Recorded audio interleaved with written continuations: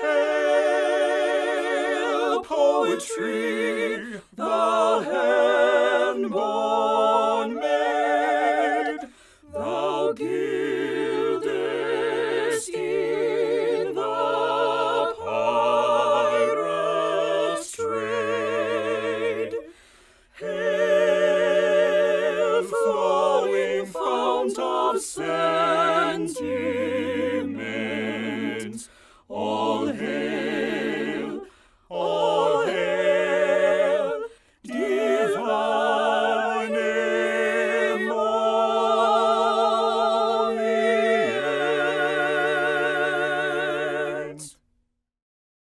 Oh, hello, darling. So good of you to join us for our little soiree.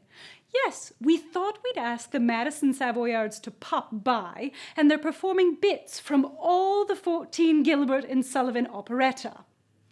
Oh, no, you're not late at all. We're just getting started. Now, so you understand, Sir Arthur Sullivan has written this soaring music that touches the quick of your heart. However, Mr. Gilbert has the characters do some rather peculiar things. A paradox, n'est-ce pas? With the first set of songs, we'll hear the characters explaining to us why they are engaged in such extraordinary circumstances. Maestro, s'il vous plaît.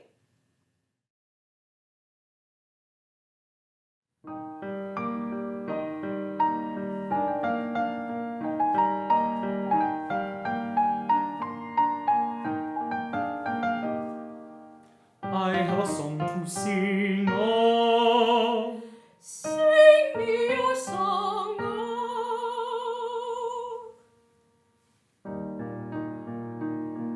It is sung to the moon by a lovelorn loon who fled from the mocking throng, oh. It's a song of a merry man moping mum, whose soul was saddened, whose glance was glum, who sipped no sup and who craved no crumb, as he sighed for the love of a lady. Lady, lady, misery me, lack-a-day-dee. He sipped no sup and he craved no crumb, as he sighed for the love of a lady. I have a song to sing, oh. What is your song, oh? It is sung with the ring of the songs made sing, who love with a love lifelong, oh. It's a song of a merry maid, purely proud, who loved the Lord and who laughed aloud at the moan of the merry man moping mum, whose soul was sad and whose glance was glum, who sipped no sup and who craved no crumb, as he sighed for the love of a lady. Lady, lady, misery me, lack-a-day-dee. He sipped no sup and he craved no crumb, as he sighed for the love of a lady. I have a song to sing, oh. Sing me your song, oh. It is sung to the knell of a churchyard bell and a doleful dirge ding-dong, oh. It's a song of a popinjay bravely born, who turned up his noble nose with scorn, the humble merry maid really proud, who loved her lord and who laughed aloud at the moan of a merry man moping mum, whose soul was sad and whose glance was glum, who sipped no sup and he craved no crumb, as he sighed for the love of a lady. Lady, lady, misery me, lack-a-day-dee. He sipped no sup and he craved no crumb, as he sighed for the love of a lady. I have a song to sing, oh. Sing me your song, oh. It is sung with a sigh and a tear in the eye, for it tells of a right and wrong, oh. It's the song of the merry maid, once so gay, who turned on her heel and tripped away from the peacock popinjay bravely born, who turned up his noble nose with scorn at the humble heart that he did not prize. So she begged on her knees with downcast eyes for the love of the merry man moping mum, whose soul was sad and whose glance was glum, who sipped no sup and who craved no crumb, as he sighed for the love of a lady. Lady, lady, misery me, lack-a-day-dee. His pains were o'er and he sighed no more, for he lived in the love of a lady. Lady, lady, misery me lackadaisy. His pains were o'er and he sighed no more, for he lived in the love of a lady.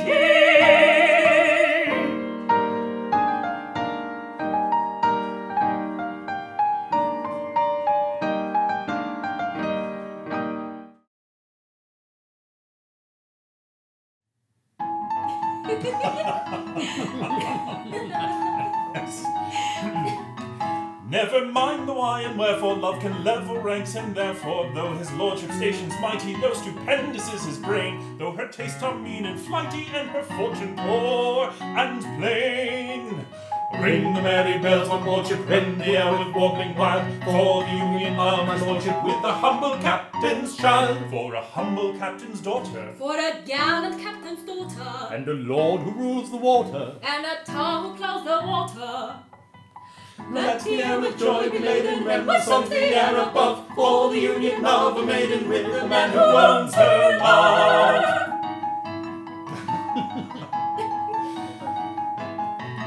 Never mind the why and wherefore, love can level ranks, and therefore, though your nautical relation in my set could scarcely pass, though you occupy a station in the lower middle class. Ring the merry bells on board ship, rend the air with warbling wild, for the union of my lordship with the humble captain's child, for a humble captain's daughter, For a gallant captain's daughter, and a lord who rules the water. and a tar who plows the water. Let the air with joy be laden, rend the songs the air above, for the union of a maiden with the man who owns her love.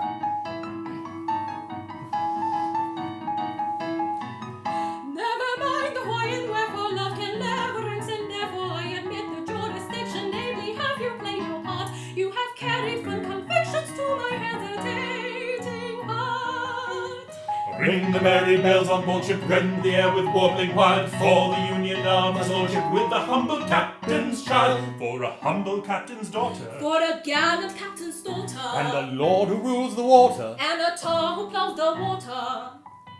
Let the air with joy be laden, Ring the merry bells on board ship, for the union of a maiden. for her union with my lordship, rend the songs the air above, for the man who owns her love, rend the songs the air above, for the man who owns her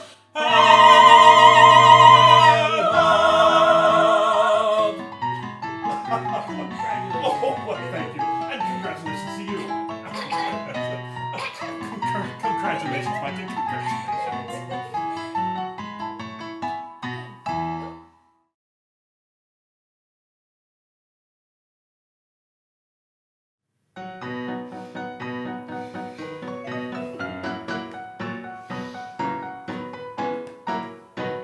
When you had left our pirate fold, we tried to raise our spirits faint, according to our custom old, with quips and quibbles quaint. But all in vain the quips we heard. We lay and sobbed upon the rocks, until to somebody occurred a startling paradox. Paradox? A paradox, a most ingenious paradox, with quips and quibbles heard in flocks, but none to beat this paradox. A paradox, a most ingenious paradox. This paradox. We'd heard your taste for curious quips, for cranks and contradictions queer, and with the laughter on our lips we wished you there to hear. We said if we could tell it him, how Frederick would the joke enjoy, and so we risked both life and limb to tell it to our boy. That paradox! That paradox, that most ingenious paradox, with quips and quibbles heard in flocks, but none to beat this paradox. A paradox, a most ingenious paradox. This paradox.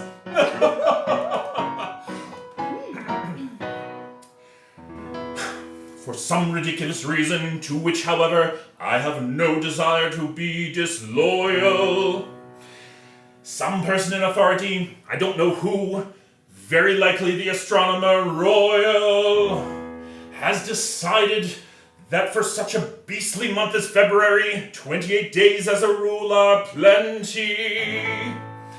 1 year in every 4, his days shall be reckoned as 9 and 20. Through some singular coincidence, I shouldn't be surprised if it were owing to the agency of an ill-natured fairy. You are the victim of this clumsy arrangement, having been born in leap year on the 29th of February. And so, by a simple arithmetical process, you will easily discover that though you have lived 21 years, yet, if we go by birthdays, you're only 5 and a little bit over.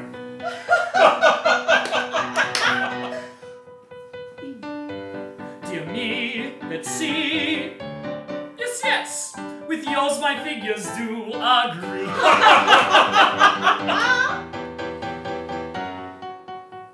How quaint the ways of paradox.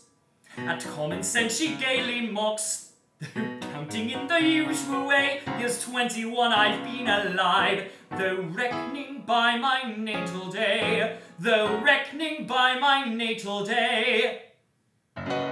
I am a little boy of 5. He is a little boy of 5.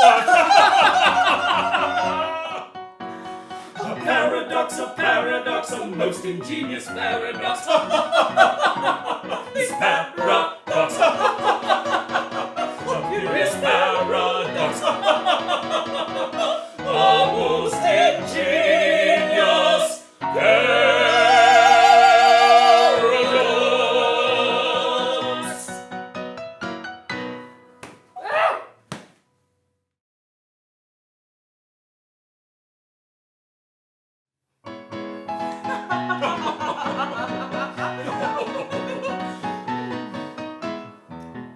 So go to him and say to him with compliment ironical, Sing hey to him, good day to him, and that's what I shall say. your style is much too sanctified, your cut is too canonical. Sing ba to him, ha ha to him, and that's what I shall say. I was the beau ideal of the morbid young aesthetical. To doubt my inspiration was regarded as heretical, until you cut me out with your placidity imetical. Sing boo to him, poo poo to him, and that's what I shall say. Sing boo to him, poo poo to him, and that's what I shall say. Sing hey to you, good day to you, sing ba to you, ha ha to you, sing boo to you, boo boo to you, and that's what you should say. Sing hey to you, good day to you, sing ba to you, ha ha to you, sing boo to you, And that's what I shall say. Boo, boo, and that's what I shall say. Ba, boo, ba, boo, and that's what I shall say. Yes, I think so.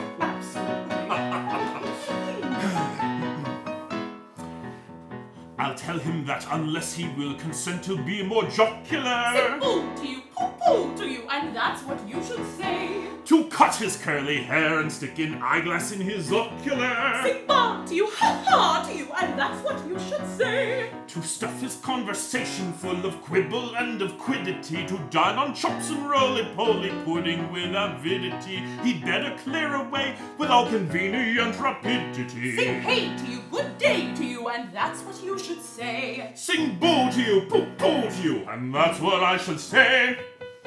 Sing hey to you, good day to you, sing ba to you, ha ha to you, sing boo to you, boo boo to you, and that's what you should say. Sing hey to you, good day to you, sing ba to you, ha ha to you, sing boo to you, And that's what I shall say. Boo, boo, and that's what I shall say. Ba, boo, ba, boo, and that's what I shall say.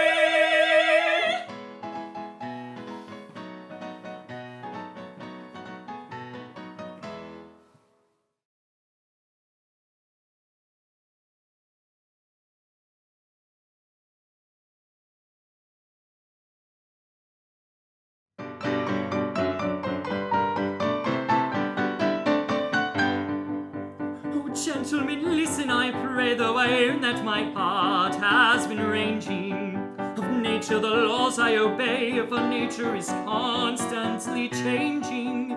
The moon in her seasons comes round, the time and the wind and the weather. Each month's its succession come round, and you don't find 2 Mondays together. Ah, consider the moral, I pray. They'll bring no young fellow to sorrow, who loves this young lady today and loves that young lady tomorrow. Consider the moral, we pray. Not bring a young fellow to sorrow, who loves this young lady today and loves that young lady tomorrow. You cannot eat breakfast all day, nor is it the act of a sinner when breakfast is taken away to turn his attention to dinner. And it's not in the realm of belief to look upon him as a glutton, for when he is tired of beef, determines to tackle the mutton. But this I am willing to say, if it will appease her sorrow, I'll marry this lady today and I'll marry the other tomorrow. But this he is willing to say, if it will appease her sorrow, he'll marry this lady today and he'll marry the other tomorrow.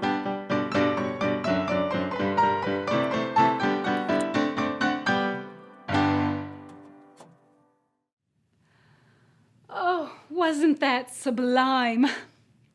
Now, in the second act, we will waft through the clouds of mysticism with ancient deities, magic men, and haunted reveries.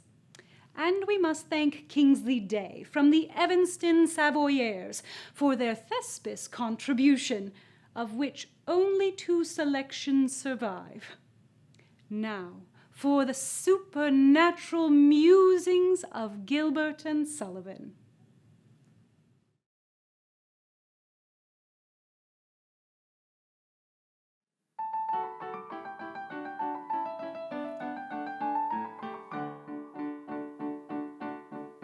My eyes are fully open to my awful situation. I shall go at once to Roderick and make a man oration. I shall tell him I've recovered my forgotten mortal senses, and I don't get up and say a penny for any consequences. Now I do not want to perish by the sword or by the dagger, but a martyr may indulge a little pardonable swagger. A word or 2 of compliments my vanity would flatter. But I've got to die tomorrow, so it really doesn't matter. So it really doesn't matter. So it really doesn't matter. So it really doesn't matter. So it really doesn't matter. So it really doesn't matter. So it really doesn't matter. So it really doesn't matter.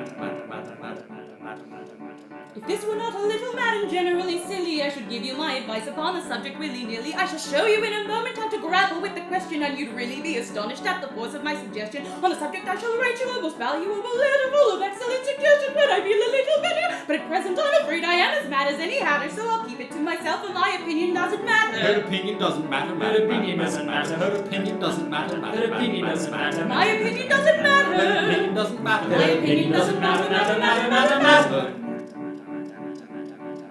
If I had been so lucky as to have a steady brother who could talk to me as we are talking now to one another, who could give me good advice when he discovered I was erring, which is just the very favour which on you I am conferring, my existence could have made a very interesting idyll, and I might have lived and died a very decent individual. This particularly rapid, unintelligible patter isn't generally heard, and if it is, it doesn't matter. If it is, it doesn't matter. If it is, it doesn't matter. If it is, it doesn't matter. If it is, it doesn't matter. This particularly rapid, unintelligible patter isn't generally heard, and if it is, it doesn't matter. This particularly rapid, unintelligible patter isn't generally heard, and if it is, it doesn't matter.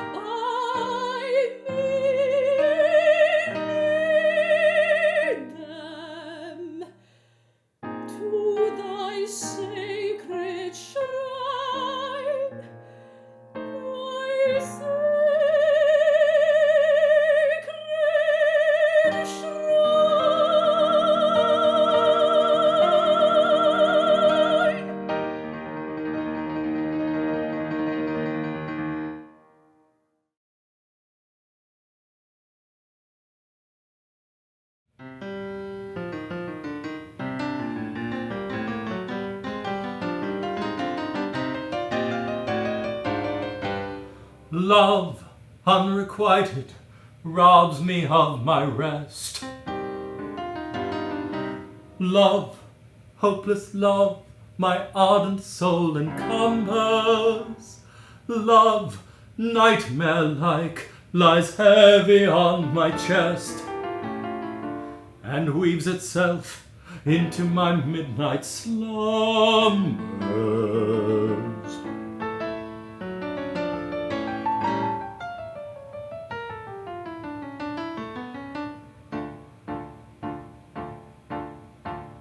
When you're lying awake with a dismal headache and repose is tabooed by anxiety, I conceive you may use any language you choose to indulge in without impropriety. For your brain is on fire, the bedclothes conspire of usual slumber to plunder you. First your counterpane goes and uncovers your toes, and your sheet slips demurely from under you. The blanketing tickles, you feel like mixed pickles, so terribly sharp is the pricking. And you're hot and you're cross and you tumble and toss till there's nothing twixt you and the ticking. Then the bedclothes all creep to the ground in a heap, and you pick 'em all up in a tangle. Then your pillow resigns and politely declines to remain at its usual angle. Well, you get some repose in the form of a doze, with hot eyeballs and head ever aching. But your slumbering teems with such horrible dreams that you very much better be waking. For you dream you are crossing the channel and tossing about in a steamer from Harwich, which is something between a large bathing machine and a very small second-class carriage. And you're giving a treat, penny ice and cold meat, to a party of friends and relations. They're a ravenous horde, and they all came aboard at Sloane Square and South Kensington stations. And bound on a journey, you find your attorney, who started that morning from Devon. He's a bit undersized, and you don't feel surprised when they tell you he's only 11.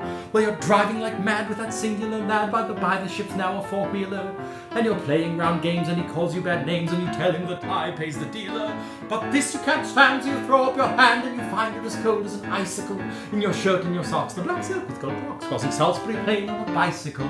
And he and the crew are on bicycles too, which they've somehow or other invested in. And he's telling the tars all the particulars of a company he's interested in. It's a scheme of devices to get at low prices, all good from cough mixture to cables, which tickled the sailors by treating retailers as though they were all vegetables.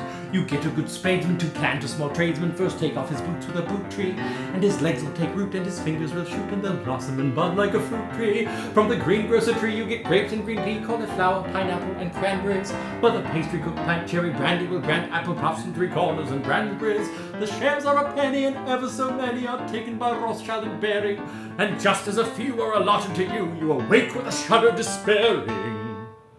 You're a regular wreck with a crick in your neck, and no wonder you snore, for your head's on the floor, and your needles and pins from your soles to your shins, and your flesh is a creep, for your methods are sleep, and you cramp in your toes, and a fly in your nose, and a fluff in your lung, and a feverish tongue, and a thirst that's intense, in a general sense that you haven't been sleeping in clover. But the darkness has passed, and it's daylight at last, and the night has been long, ditto, ditto, my song. And thank goodness they're both of them over.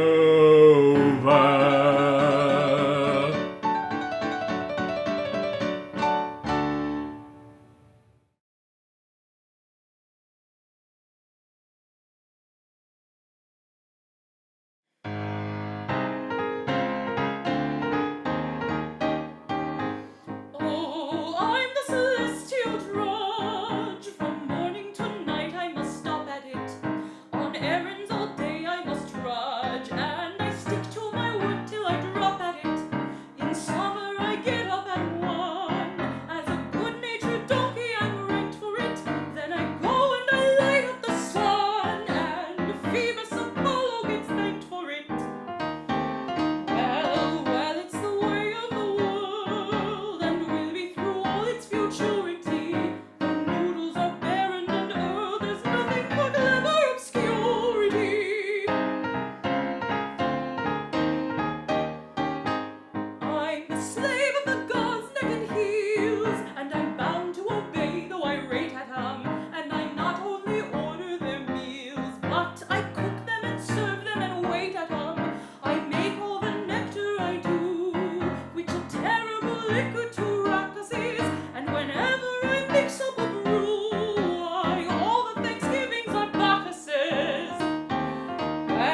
Well, it's the way of the world, and will be through all its futurity. The noodles are barren and there's nothing but clever obscurity.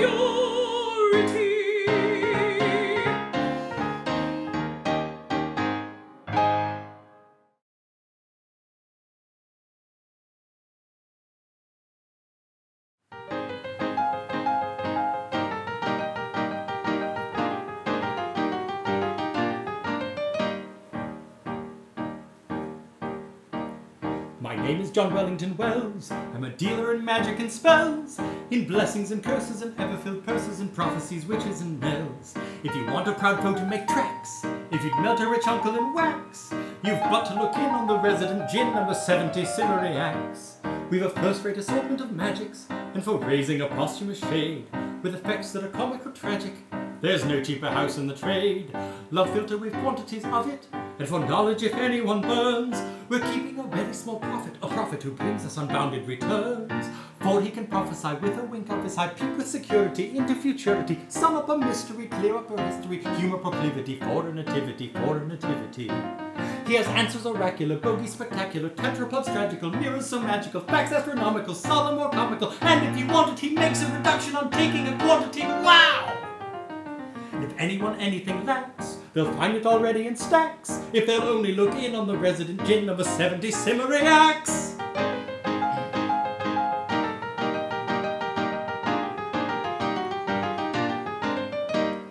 He can raise you hosts of ghosts, and that without reflectors, and creepy things with wings, and gaunt and grisly spectres.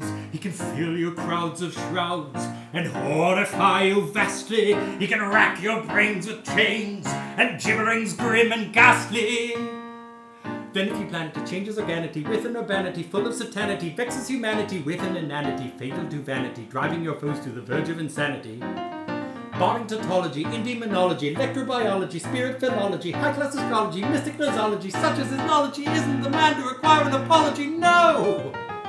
My name is John Wellington Wells. I'm a dealer in magic and spells, in blessings and curses and ever-filled purses and prophecies, witches and knells. And if anyone anything lacks, they'll find it already in stacks, if they'll only look in on the resident gin number 70 Simeriacs.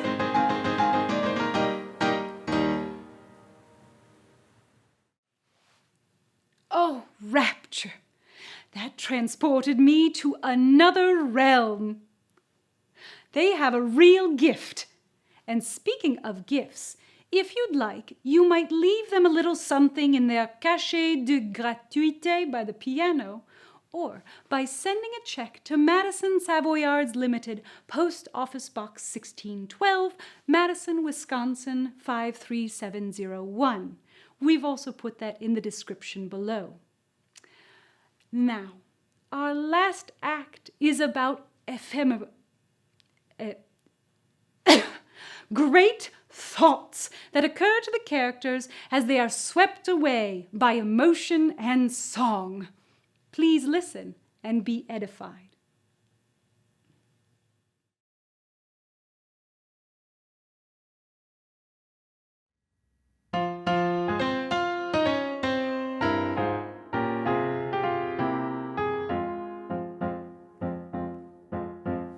Tenor all singers above, this doesn't admit of a question, should keep himself quiet, attend to his diet, and carefully nurse his digestion. But when he is madly in love, it's certain to tell on his singing.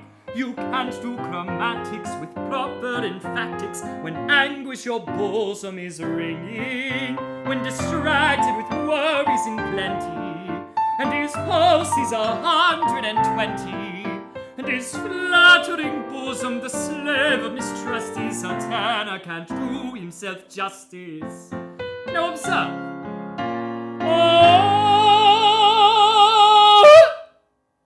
You'll see I can't do myself justice.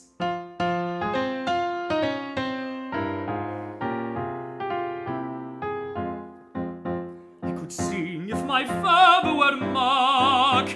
It's easy enough if you're acting, but when one's emotion is born of devotion, you mustn't go over exacting.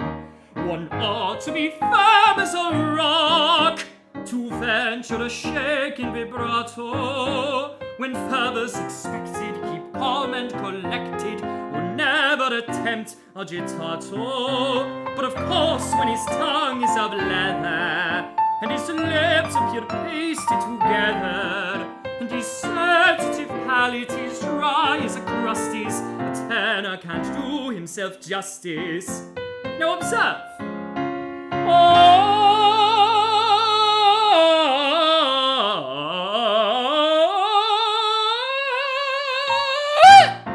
It's no use, I can't do myself justice.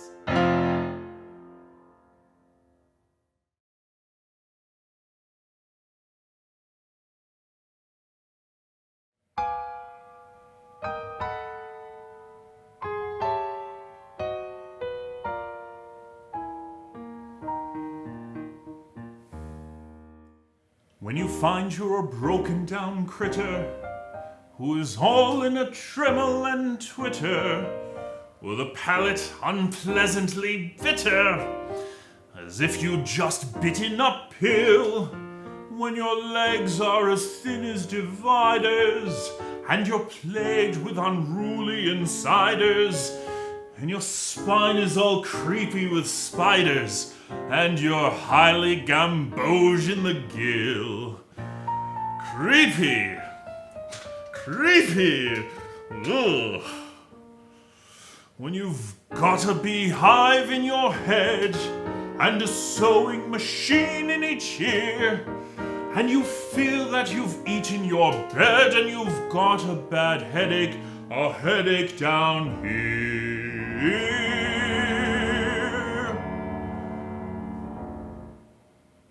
When such facts are about, and these symptoms you find in your body or crown, it's a shady lookout. You may make up your mind that you'd better lie down.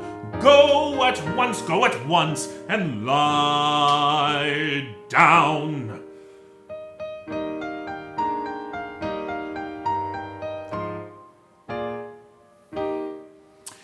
When your lips are all smeary like tallow, and your tongue is decidedly yellow, with a pint of warm oil in your swallow, and a pound of tin tacks in your chest, when you're down in the mouth with the vapors, and all over your Morris wallpapers, black beetles are cutting their capers, and crawly things never at rest. Crawly things! Crawly things! Oh. When you doubt if your head is your own, and you jump when an open door slams, oh! And you've got a case which is known to the medical world as Jim Jams.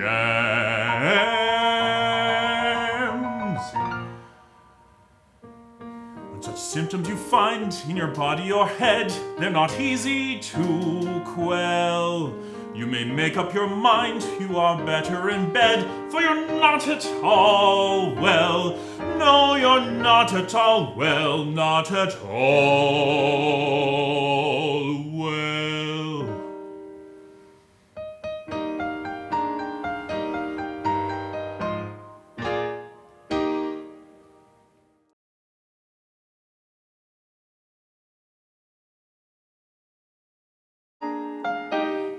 In a contemplative fashion, and the tranquil frame of mind, free from every kind of passion, some solution let us find. Let us grasp the situation, solve the complicated plot, quite calm deliberation disentangles every knot. I no doubt just sent you away, that's of course a slice of luck. He's rather dunderheaded, still distinctly he's a duck. From every kind of passion, some solution let us find. Janetta, I was mating, I commissioned in a trice. Though the charms are overrated, still I know she's rather I nice. didn't test so willy-nilly, all at once a victim fell. She is something of a silly, still she answers pretty well. She's a silly, still she answers pretty well. Now we'll grow a pretty babe, someone marry us, that's clear. That can any marriage receive her can't refuse. If I overtake her, I won't make you shake it, aristocratic. the situation, solve the complicated plot. Marry the man of my heart. White cause If she marries Mr. Markle, you're a spinster. disentangles every knot. Now what again? I have to know what to do. I have to know something entirely on the concept.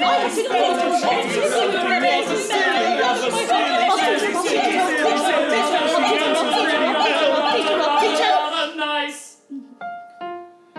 Quiet, calm deliberation disentangles every knot.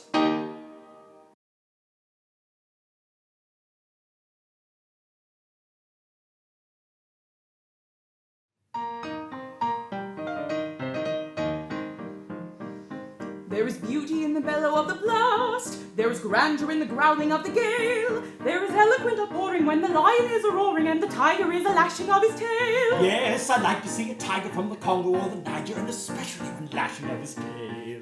Volcanoes have a splendor that is grim, and earthquakes only terrify the dolts. But to him who's scientific, there is nothing that's terrific in the falling of a flight of thunderbolts. Yes, in spite of all my meekness, if I have a little weakness, it's a passion for a flight of thunderbolts. If that is So sing derry down derry, it's evident, very not taste our one. Away we'll go, and merrily, merry nor tardily, tarry till day is done. Woo!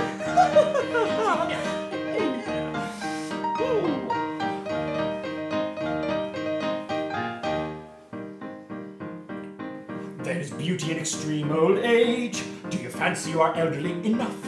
Information I'm requesting on a subject interesting. Is a maiden all the better when she's tough? Throughout the wide dominion, it's the general opinion that she'll last a good deal longer when she's tough. Are you old enough to marry, do you think? Won't you wait until you're 80 in the shade?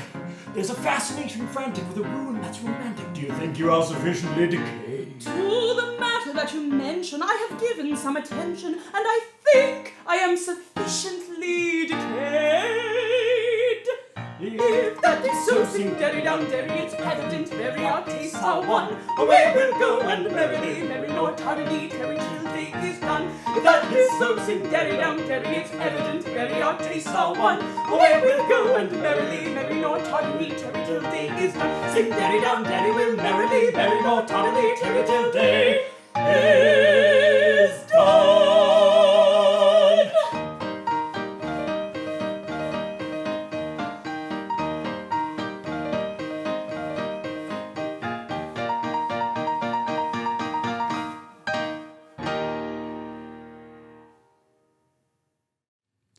Thank you for attending I Have a Song to Sing Oh. If you'd like to learn more about the Madison Savoyards, please go to our website, madisonsavoyards.org. If you enjoyed today's performance, please share the link with your family and friends, and thank you for supporting the Madison Savoyards.